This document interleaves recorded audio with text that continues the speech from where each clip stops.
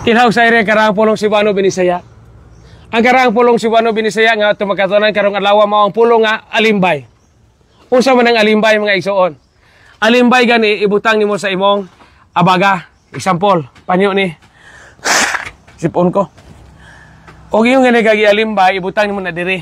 Muna alimbay. Alimbay.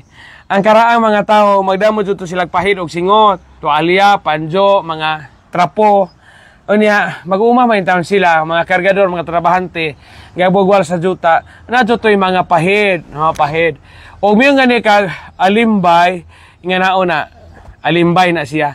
Usa ka klase sa panapton, nga ibutang nimo sa imong abaga. Pwede tuo, pwede wa. Mga tiguang sa una, kahibaw mo ni ini, hantong karon, yung imo man ang gialimbay. Sama gahong labakara, nga nung imo man ang gialimbay, aho man na. Alimbay gani sablay. Isablay diha sa abaga sa usa ka tawo. Maunay alimbay. Karaan na pong tagsari makasabot ni ana alimbay sablay. Ilhaw sayri ang karang pulong Cebuano Binisaya pulong nga alimbay. Alimbay.